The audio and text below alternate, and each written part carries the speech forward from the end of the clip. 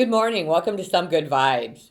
Well, one of the things that we talk about a lot is leadership. And I think being a really good leader is one of the hardest things that people need to learn how to do.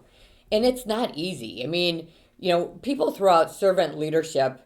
That's my style of leadership. I'm a servant leader. And I always want to say to them, do you know how incredibly difficult it is to truly be a servant leader?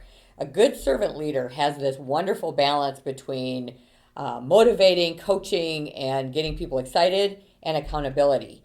And having those two work really well together is not as easy as it sounds. So, I can tell you that I've had a lot of people tell me they're servant leaders, and I can probably count on two hands the number of people that I really truly believe in knowing about their leadership style live every day as a servant leader, which is why I like this one, because it boiled down how to build a winning team in a little bit more of a simplistic way. And if you think about these characteristics, it really is true. And it is a great place to start in building a winning team. And it's the 7 C's. So let's talk about the 7 C's, not C's as in water, C's as in the letter, the 7 C's of building a winning team. The first one is coaching.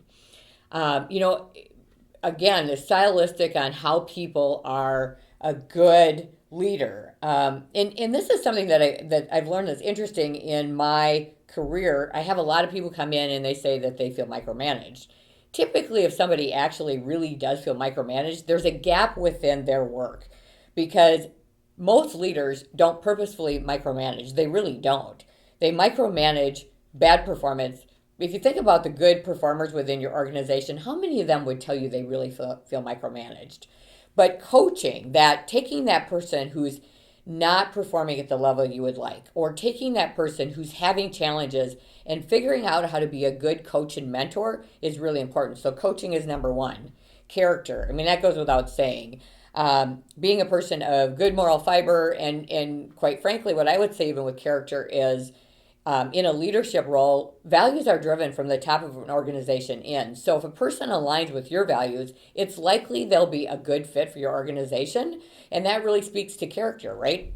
Communication, number one. Marriage, kids, work, all of it. If you want to find an issue in anything, whether it's a good marriage or bad marriage, whether it's a good work environment or bad work environment, whether it's good relationship with kids or bad, it drills down to that. It's how are you communicating? How are you being transparent? How do people know what the right hand and the left hand are doing? Communication. Commitment.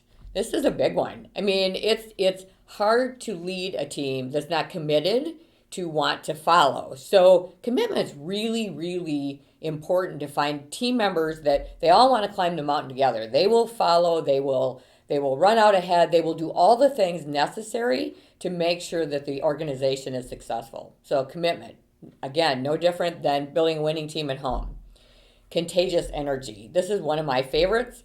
I'm a big get your endorphins going kind of person. Come in. People want to be around people they like. People want to be around people who are positive and energetic and again, it doesn't mean you can't be a little introverted or extroverted. It's not about that. It's about exuding an energy that people want to be around you. They feel good in your presence. So contagious energy.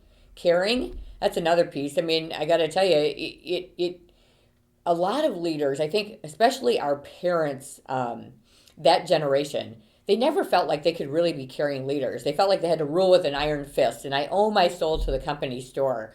And I think through the baby boomer generation coming up behind, that piece of caring and figuring out it's okay to be human, it's okay to care about their kids, it's okay to care about, fears and helping people with not just their work life, but with their life in totality.